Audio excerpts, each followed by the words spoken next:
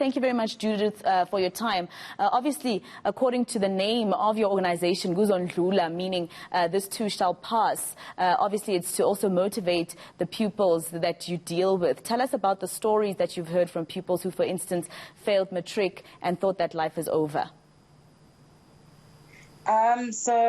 Basically, there's obviously losing hope in failing your matric and everything else, but we are that organization that actually is assisting the youth, because that's why we started this program, the organization, if I may say.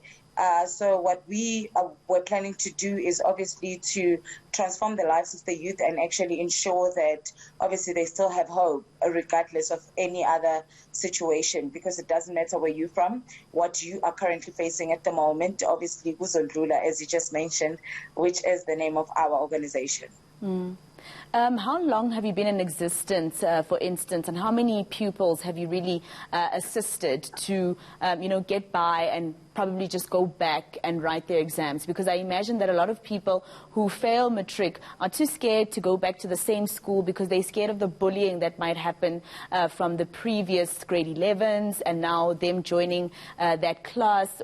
How long have you existed, and what exactly do you offer these pupils?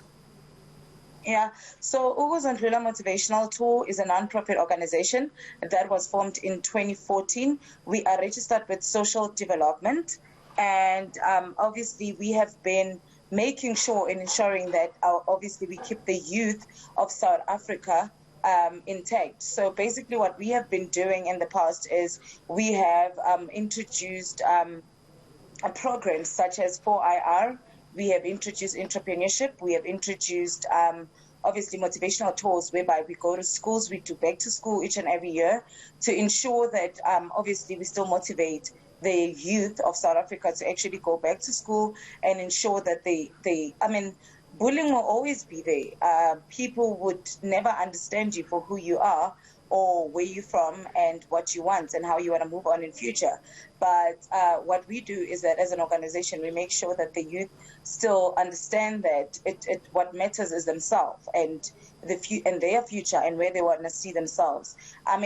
Failure is nothing to get back to. It's something that you can move forward from, and obviously make sure that you continue being the person that you should, following your dreams, if I may say. Existing from 2014 obviously now means that you've assisted quite a number of pupils. Can you tell us the positive stories that came out of the work that you do? So we've had over 25 women currently who decided to join Kuzondlula Motivational Tour, who are basically, so let me start by myself. I was born in Ivory Park, and I decided to do sports coaching, which is a different career more than obviously where I'm from. Everyone wanted to be a teacher, everyone wanted to be a lawyer, police officer, and so on. But I'm a sports coach, and I've been doing well in my field per se. And so we had 25 women that had decided to join the team as well, who are currently doing well in actually the careers that they followed at the moment. And obviously they didn't pass their matric, some of them. They are now currently entrepreneurs to say. They currently started their own businesses and have been following up with them, and they're doing great. And also, our chairperson as well is one of the most amazing people, a young gentleman, Uvuyo, that decided to start this organization by himself, and he's also doing great. He's also from Ivory Park as well. And so those are some of the stories. And to go in depth, obviously, you'd have to follow us on our social media page to understand the stories and where they're from. All right, thank you very much for your time. The Kuzondlula director, Judith Ratete, speaking to us there. Now,